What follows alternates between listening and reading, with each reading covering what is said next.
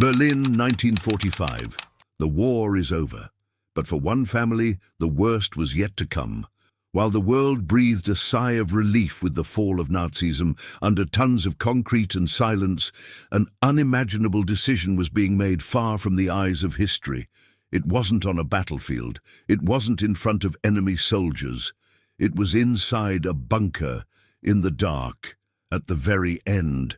When the regime fell, many leaders fled, lied, and went into hiding. Some tried to start a new life, but Goebbels' family chose a different path, a path of no return, a path that still shocks historians, sends shivers down their spines, and raises an uncomfortable question: how far can fanaticism take a person when all is already lost? What happened there was not an ordinary act of desperation.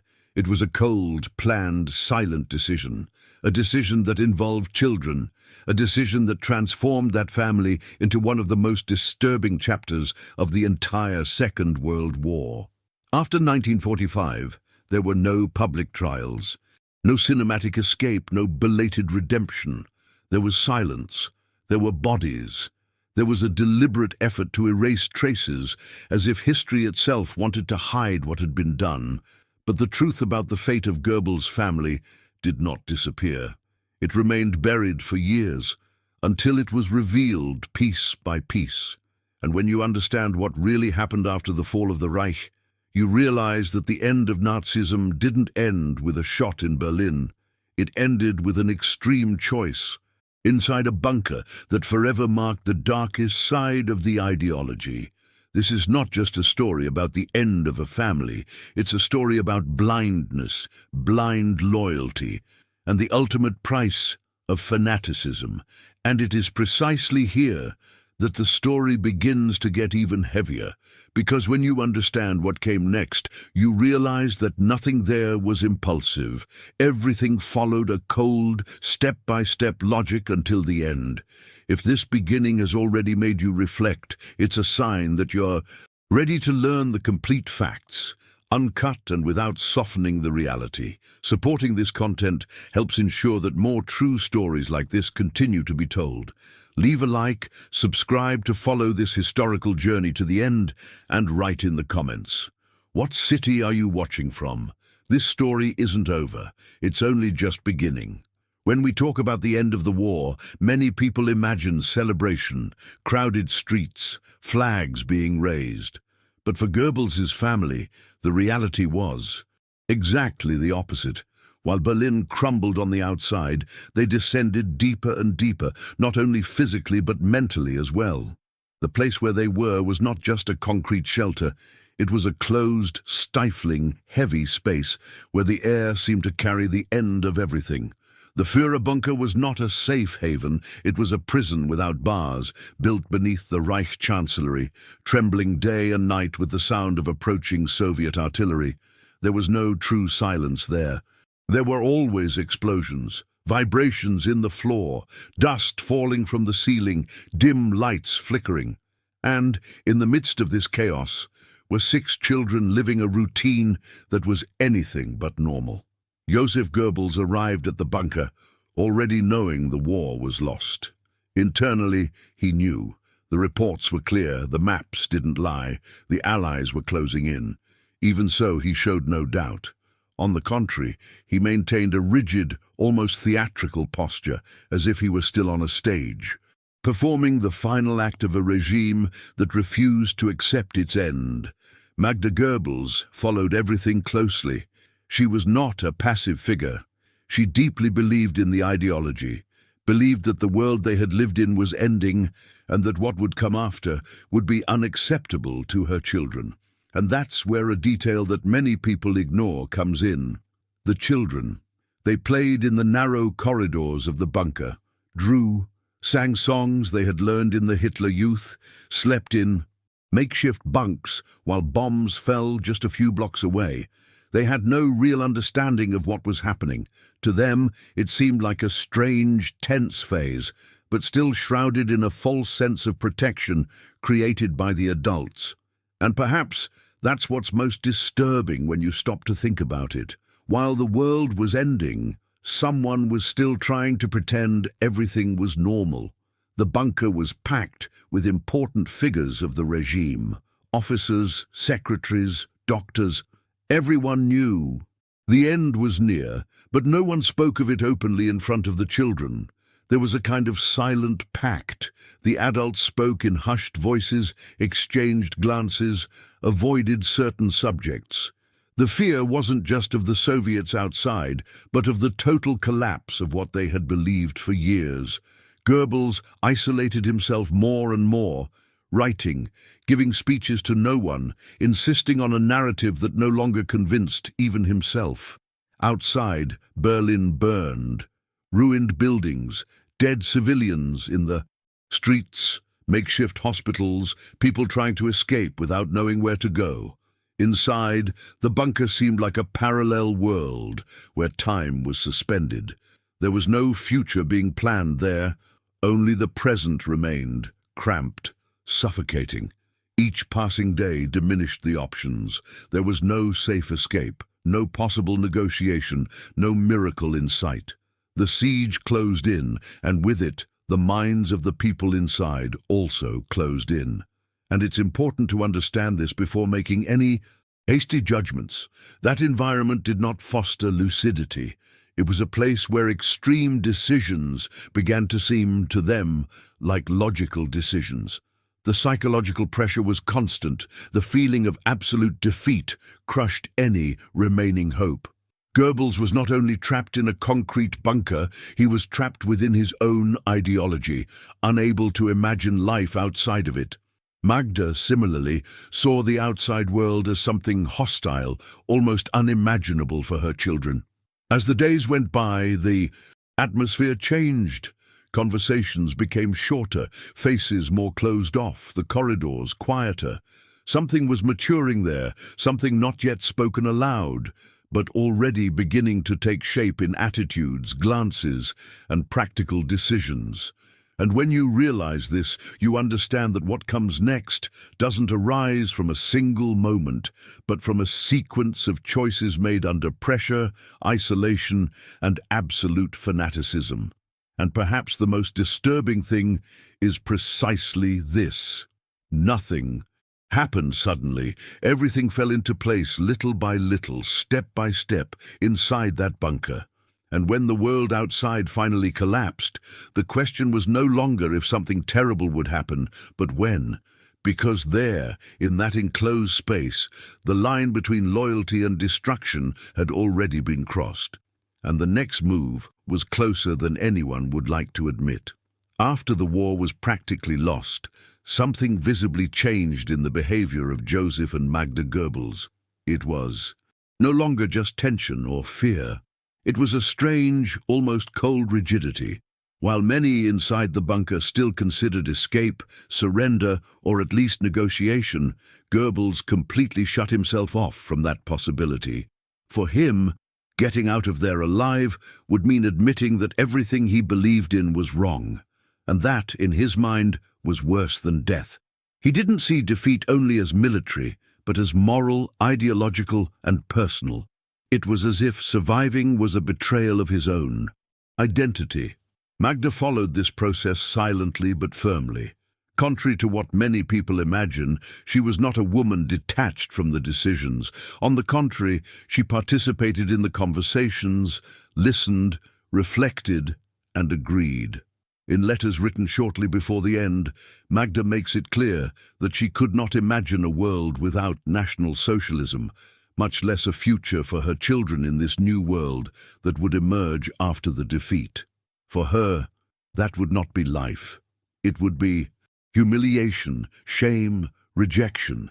This idea begins to repeat itself inside the bunker like a dangerous echo. It's important to understand the psychological environment there. The bunker wasn't just concrete and steel, it was a bubble where external reality arrived, distorted. Reports about the Soviet advance were laden with fear, exaggeration, and panic. Stories of revenge, violence, and chaos circulated constantly. This further fueled the feeling that there was no honorable way out. For Goebbels, Surrendering to the Soviets was unthinkable. He knew exactly the role he had played in the regime. He knew he would be judged, exposed, and publicly destroyed, and he wouldn't accept that fate. Even after Hitler's death, when any real power structure had already crumbled, Goebbels remained in the bunker. He could have tried to escape. Some tried, others succeeded, but he didn't. And here's a key point: absolute loyalty, not just to Hitler as a person, but to the myth, the idea, the narrative that he himself helped to build over the years. Goebbels spent his life creating speeches, manipulating emotions, shaping a worldview. To abandon all that at the end would be to admit that he deceived millions, and perhaps himself. Magda, for her part, sees her children as an inseparable part of this world that is ending. She doesn't see them as individuals who could follow another path, but as extensions of an ideology. It's hard to say this, but it's necessary to understand what's happening. In her mind, allowing the children to grow up in a defeated Germany under enemy control would condemn them to an existence she considered worse than death. This logic, however absurd and disturbing it may seem today, made sense within that closed universe. Meanwhile, the children continued to live brief moments of artificial normalcy. They slept, woke up, played, and asked when they could leave. And the parents responded with evasions, vague phrases, and promises they knew they wouldn't keep. This creates a stark contrast between the children's innocence and the silent decision maturing within the adults. Nothing was said directly, but everything had already been decided internally. The bunker grows emptier. People disappear, try to escape, some die. The silence deepens. The end ceases to be a distant possibility and becomes a concrete certainty. And it is at this moment that Goebbels receives something that, in theory, should mean power. Hitler appoints him chancellor. But the position lasts only hours. There is no longer a Reich to govern, no longer a functioning country, no longer a political future. It is an empty, almost ironic title, given at the exact moment when everything is already over. This detail is important because it shows the magnitude of the illusion. Even with Berlin surrounded, even with the regime in ruins, Goebbels still clings to symbols, positions, and words, as if that could change the outcome. But it doesn't. It only reinforces how disconnected he is from reality. And when you combine that with Magda's worldview, you realize that the final decision doesn't stem from a sudden outburst, but from a slow construction, fueled by fear, pride, and fanaticism.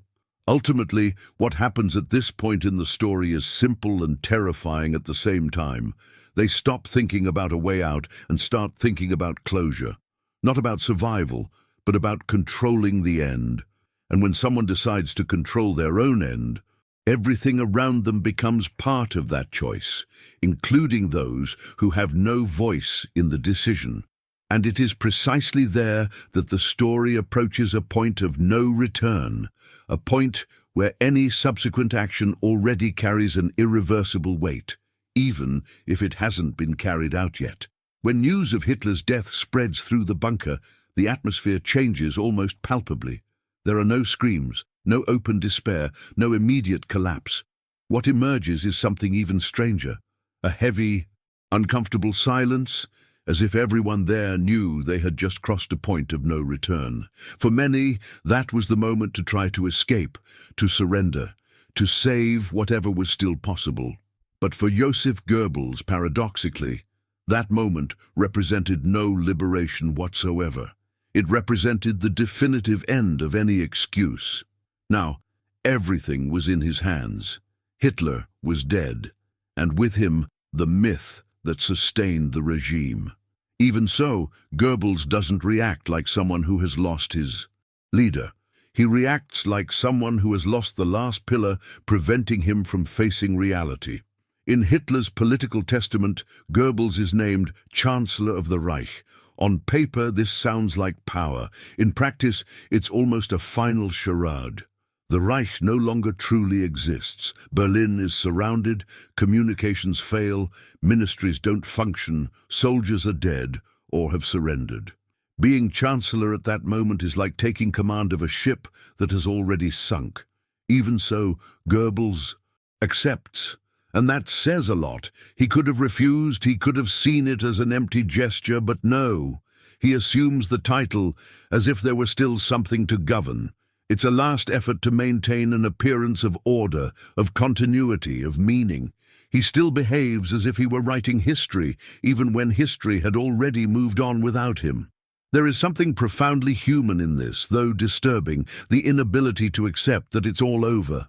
Inside the bunker, people watch this activity with a mixture of disbelief and weariness. Secretaries continue typing documents that no one will ever read again. Messengers carry orders that will not be followed. Conversations about government, positions and decisions sound almost unreal amidst the constant noise of explosions outside. It's as if two realities coexist there, one that insists on feigning normalcy and another that screams that the end has already arrived. Magda Goebbels follows all of this closely. She sees her husband assume a position that changes nothing, but she doesn't question it. On the contrary, she seems to reinforce the idea that this moment needs to be concluded in a way that is consistent with everything they have lived through. For her, Hitler's death doesn't open up new possibilities. It closes them all. The world that made sense to her died with him. And when a world dies, in the mind of someone who has lived only within it, there isn't much room left to imagine another. The children, oblivious to the full gravity of the situation, only realize that something has changed. The adults are quieter, more tense. The smiles disappear altogether. The questions begin to go unanswered. When are we going to get out of here? When will the war end? Why is everyone sad? And no one answers directly, because there are no more simple answers. The bunker ceases to be just a shelter and becomes a place of farewell, even if no one says it aloud. Goebbels, now Chancellor for a day, tries to establish some kind of contact with the Soviets. Not to truly surrender, but to negotiate conditions that he knows are unlikely to be accepted. He wants guarantees, he wants terms, he wants to preserve some semblance of dignity. But it doesn't work. The Soviets don't see him as a legitimate statesman, but as one of the main faces of the propaganda that fueled years of hatred and war.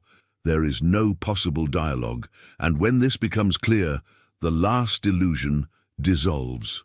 This is a crucial point in the story, because here the door to a rational way out completely closes. The position saved no one. Negotiations didn't advance. The title of Chancellor didn't bring power, it only exposed the void. And when Goebbels understands this, something solidifies within him. There is no longer a political future, no fair trial in his eyes, no life after defeat. There is only control over how everything will end. The bunker now seems smaller, the air heavier. Each step echoes as a reminder that time is running out. What was once tension becomes certainty. Decisions are no longer postponed. And even without explicit words, an invisible line is crossed. Because at that moment, with Hitler dead and the Reich reduced to ruins, what remains is no longer hope, but a final choice that begins to take shape. A choice that affects not only the one who makes it, but everyone around them. And when that choice begins to take form, it is no longer about politics or war, but about something much deeper, much more irreversible, that is about to happen within those concrete walls. There comes a point when the bunker ceases to be merely a hiding place and becomes a place of irreversible decisions. There are no more speeches, no more positions, no more maps scattered across tables. All of that pales in comparison to what begins to occupy the minds of Joseph and Magda Goebbels. The world they knew is over, and for them, this meant something far more radical than defeat. It meant that there was no acceptable future. It's hard to say this, but that's precisely where their logic becomes most frightening. If there is no worthy future, then there must be no future at all. The children remain there, close by, trusting their parents. They don't understand what's being decided about their own lives. They keep calling for their mother, asking for attention, complaining of boredom, asking when it will all end. And in a way, they were right to ask that, because everything really was about to end, just not in the way they could imagine.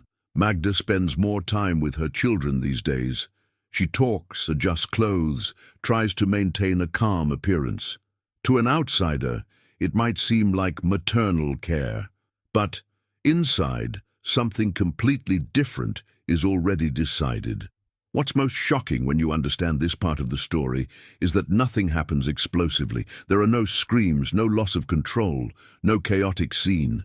Everything happens with an almost mechanical coldness.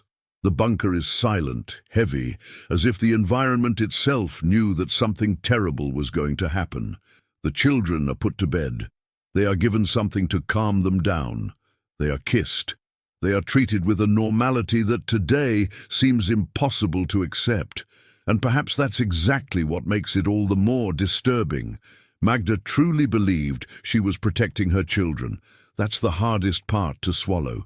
In her mind, allowing those children to grow up in a defeated Germany, hated by the world, associated with the name Goebbels, would condemn them to a life of humiliation, rejection, and suffering. She didn't see the possibility of redemption, of change, of reconstruction. For her, the post-war world would be too cruel. This distorted logic, fueled by years of fanaticism, isolation, and fear, is what underpins the final decision. The children were killed while they slept. There was no struggle. There was no reaction. They had no chance to understand what was happening. And that's a detail that weighs like a stone when you think about this episode. It wasn't an impulsive act, nor an emotional outburst. It was planned, executed methodically, inside a closed space, far from any outside gaze. The bunker, which was supposed to be a bomb shelter, becomes the scene of one of the most shocking acts in the history of World War II. After that, the silence is absolute. There is no turning back. There is no more doubt. Any possibility of hesitation dies along with the children. The line that separated extreme thought from concrete action is definitively crossed. From then on, all that remained was to follow through to the end, and it is impossible not to understand how this act seals the fate of Joseph and Magda as well, because after that, survival is no longer a real option, even for them. This is where the story ceases to be solely about war and politics and becomes about something much darker. How an ideology can completely destroy the human capacity to see the other as an individual, including one's own children. At this point, the bunker is no longer just a physical place. It becomes a symbol of total isolation, of a rupture with any basic value of humanity. Everything that could have stopped that decision had already been abandoned long before. And when you understand how it happened, step by step, without hysteria, without apparent chaos, you begin to realize that the worst part of the story isn't what was done, but what comes next. Because once that choice was made, there was absolutely nothing left to preserve. And what Joseph and Magda would do next wouldn't be an attempt to escape, nor to negotiate, nor to repent. It would simply be the final outcome of a path that had already been traced long before, back when they decided that there was no possible life beyond that bunker. After what was done, the bunker changes completely. It's no longer just a place of defeat. It's an empty place inside. Those who are still there feel it in the air, in the way footsteps echo, in the heavy silence that doesn't seem normal.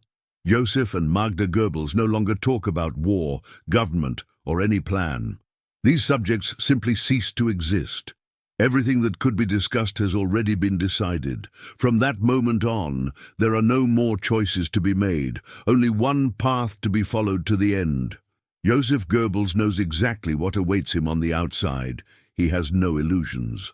As Minister of Propaganda, he was one of the regime's most recognizable faces. His voice shaped speeches, justified crimes, fueled hatred. He knew that if captured, he would not face a fair trial in his own eyes, but public exposure, humiliation, and exemplary punishment. And that, for him, was unacceptable. Not out of fear of death itself, but because of the total loss of control over the narrative. Goebbels lived by controlling stories. He couldn't bear the idea of being the defeated character portrayed by others. Magda is by his side, not as someone being dragged along, but as someone who chooses to remain. What happened to the children closes any inner door that might still exist. There is no room for regret, no possible return. They crossed a line that for themselves made life unviable. And this is important to understand. Suicide does not arise there as a desperate impulse, but as a logical continuation of the mentality that accompanied them to the end. For them, that was coherence, not escape. The atmosphere in the bunker is strange. Some are still trying to leave, others are hiding in corners, others are simply waiting. No one interferes. No one tries to convince anyone. Everyone knows it's too late for that. Joseph and Magda prepare calmly, almost as if they were organizing a final ritual. There is no hurry, no chaos. This calmness is perhaps the most disturbing aspect of it all. The decision has already been made, and when such a decision is accepted internally, the body simply follows suit. Historical accounts indicate that they used cyanide capsules. There is evidence that Joseph also used a firearm to ensure the outcome. They don't leave long letters, they don't make final speeches. There is no attempt to explain, justify, or ask for understanding. All of that had already been done during years of propaganda. Silence now is the only thing that remains. After the suicide, the bodies are taken out of the bunker to a garden near the Reich Chancellery and partially burned. It was an attempt to avoid exposure, to prevent the bodies from becoming trophies or symbols.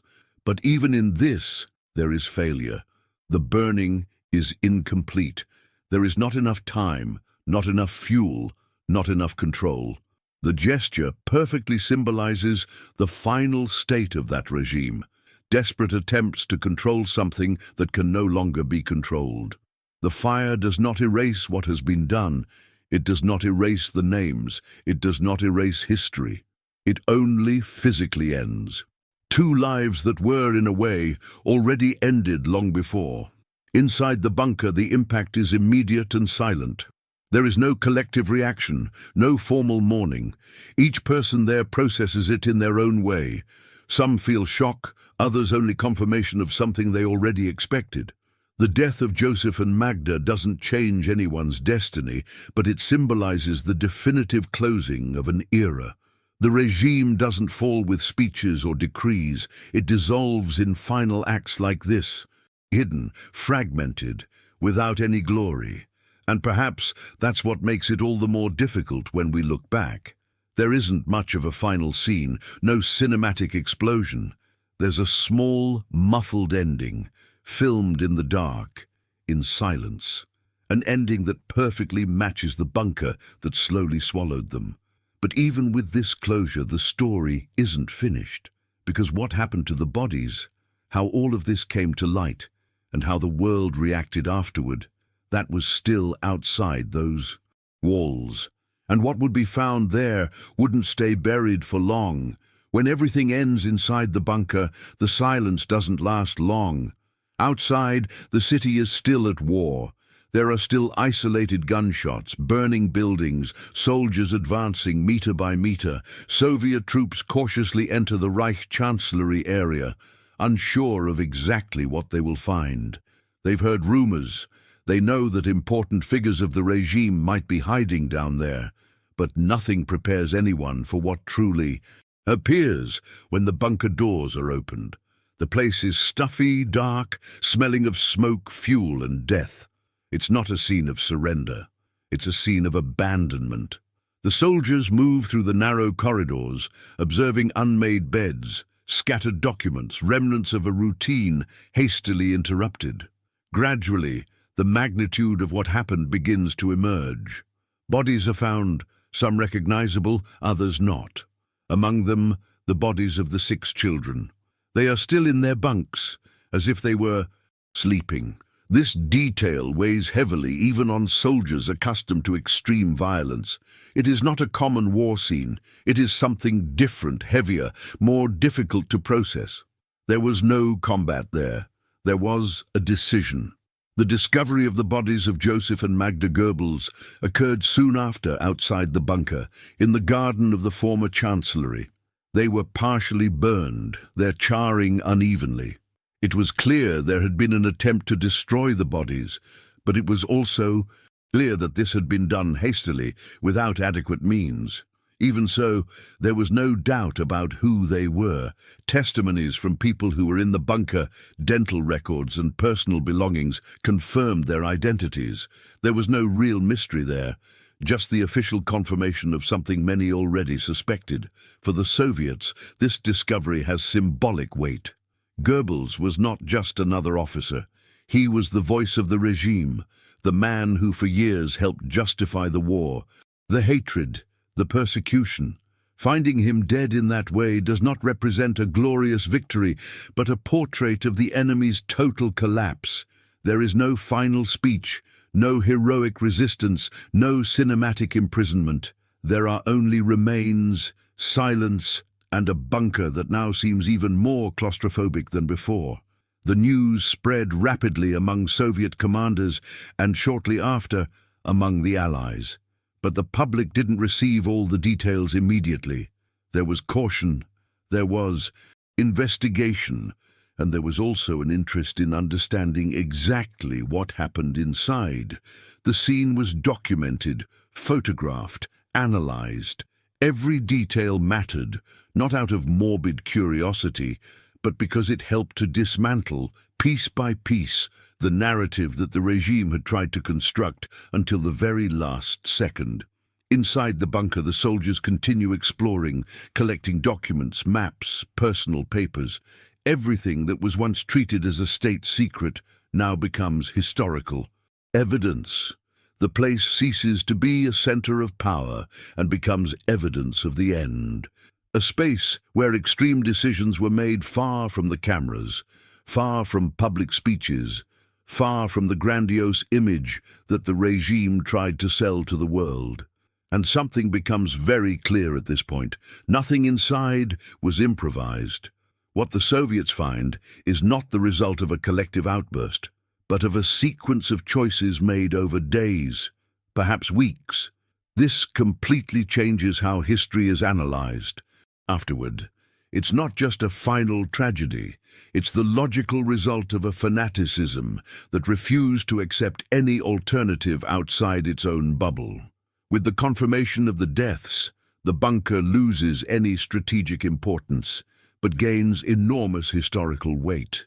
It becomes the physical symbol of the end of Nazism in Berlin, a place where the regime was not defeated in direct battle, but imploded from within. And this is something that is still unsettling today, because it shows that the collapse did not happen only due to external force, but also due to internal, conscious and extreme choices. When the Soviets leave the site, nothing there is a secret anymore. The bunker no longer protects anyone. It only holds echoes of what happened. And even so, the story doesn't end there, because despite the discovery of the bodies, their final fate would still be decided far away, in silence, without public announcements.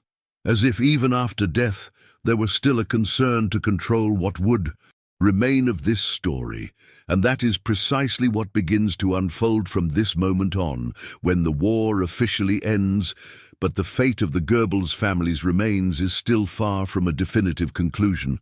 After the discovery of the bodies, many people imagine that the story ends there, with a simple burial or some kind of official closure, but that wasn't the case. In fact, what happens from that point on is almost as silent as everything that came before. The Soviet authorities didn't want to turn Joseph and Magda Goebbels into symbols, much less allow their remains to become a point of curiosity, worship, or idolatry. So, instead of a public conclusion, what begins is a hidden, bureaucratic, cold process, conducted far from the eyes of the world. The bodies are collected and treated as sensitive material. There is no ceremony, no exposed identification, no detailed public record. Everything is done discreetly. Initially, the remains of the Goebbels family are buried in secret, locations controlled by the Soviet Security Service. These locations change over time. There is no fixed grave, no headstone. Each transfer seems to carry the same concern, to erase any possibility that that place might become significant to someone in the future. This happened because the Soviets understood very well the symbolic power of memory. They knew that, even defeated, Nazism could still survive in distorted ideas, groups, and narratives. A well-known tomb of central figures of the regime could become a place of pilgrimage, worship, or propaganda. So the solution was simple and brutal: leave nothing to be visited. No place, no landmark, no visible trace. For years, the remains of the Goebbels family remained under the direct control of Soviet authorities, buried in military facilities or restricted areas. Few people know exactly where. Few people are even authorized to know. The matter is treated as closed, but at the same time, always under surveillance, as if there were a constant fear that, even in death, they could still cause some kind of problem. And then, decades later in 1970, a definitive decision was made. The East German leadership, along with the KGB, decided that it no longer made sense to keep those remains buried, even in secret. Their very existence, even hidden, was seen as a risk. The order was clear: exhume all the remains linked to the Goebbels family, cremate them completely, and eliminate any remaining physical trace. Cremation is done, completely, without preserving any ashes. What remains is thrown into the Elbe River. There is no public record, no official announcement. It is an administrative act, almost technical, but with enormous historical weight. The intention is clear: to leave absolutely nothing that can be recovered, identified, or transformed into a symbol. No tomb, no urn, no place to point out on a map. This detail often surprises many people because it shows that the fear of the legacy was as great as the fear of the person in life. Even decades after the end of the war, there was still concern that names like Goebbels would continue to exert some kind of influence. The solution found was not to reinterpret or debate, but to physically erase any material remains that could fuel dangerous narratives. The most curious thing is that in trying to completely erase the traces, the historical weight of the story was only reinforced, because when something is hidden, destroyed, or secretly eliminated, it doesn't disappear from the collective memory. On the contrary, it begins to generate questions. What exactly was done? Why? What was being attempted to be avoided? And these questions continue to arise to this day. When you look at that final destination, you realize there was no redemption, no reconstruction, no continuity. The Goebbels family left no descendants, no graves, no inheritance. What remained was only the historical record of extreme choices taken to their ultimate consequences. A total physical erasure, but a moral mark impossible to remove. And perhaps that's exactly what makes this story so unsettling. Even after death, even after cremation, even after the complete disappearance of the remains, the central question remains: how did an ideology manage to drive an entire family to this point? And it is this reflection that begins to gain even more weight when we move away from the raw facts and start looking at the meaning of it all, at what this story represents and why. It continues to be remembered, not as just any ending, but as a warning that transcends generations. When all of this is put into perspective, the story of the Goebbels family ceases to be merely a shocking episode at the end of the war and becomes an uncomfortable mirror reflecting how far an idea can take someone. It's not an easy story to digest, and perhaps it shouldn't be, because it's not just about people trapped in a bunker in 1945. It's about human choices taken to the extreme, about moral boundaries irreversibly crossed, and about how fanaticism can corrode any basic instinct for protection, even the most natural of all. What weighs most heavily when the dust settles is realizing that nothing remains but emptiness. There were no heirs, no continuity, no reconstruction. The Goebbels name did not carry on as a lineage, but as a historical warning. Everything that family built, defended, and believed in ended there, buried not only physically, but morally. And this didn't happen by external force alone. The war ended, yes, but the fate of that family was decided from within. Many people try to explain this story simply as madness, as momentary insanity, as a final outburst. But that oversimplifies something that was built up over years. Nothing there was born in a few days. Blind obedience, absolute belief, the inability to see alternatives were reinforced little by little, speech after speech, decision after decision. When the real world came knocking, there was no longer enough flexibility to adapt. All that remained was to break everything. And perhaps that's why this story still disturbs so much, because it shows that the danger lies not only in charismatic leaders or authoritarian regimes, but in the idea that a single truth is worth more than life. When someone believes that there is no possible world outside of an ideology, anything becomes justifiable, even the unjustifiable, even the irreparable. There is no comfortable lesson here. There is no redeeming ending.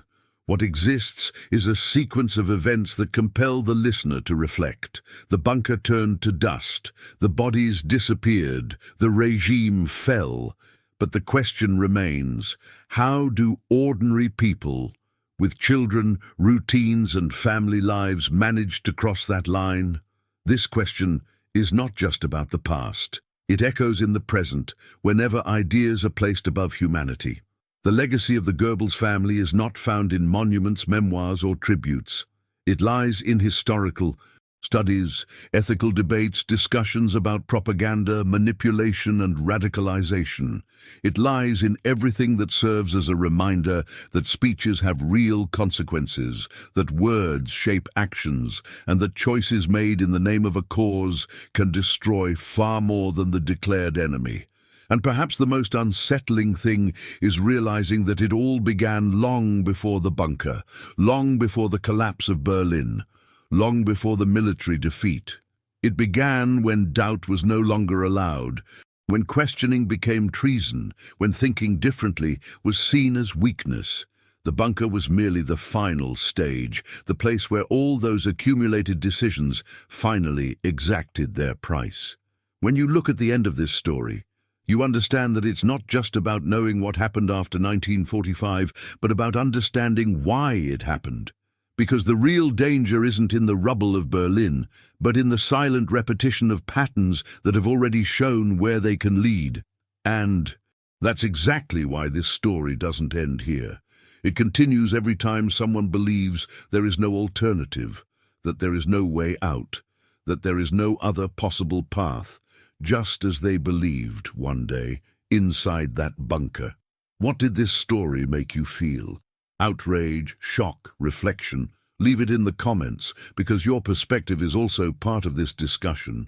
Stories like this show how far human decisions can go, and sharing this content helps more people understand the past, so they don't repeat it. If this story has captivated you this far, supporting it with a like and subscribing to the channel keeps this type of story alive and accessible. Keep following, because there are still many real, powerful, and inspiring stories waiting for you here.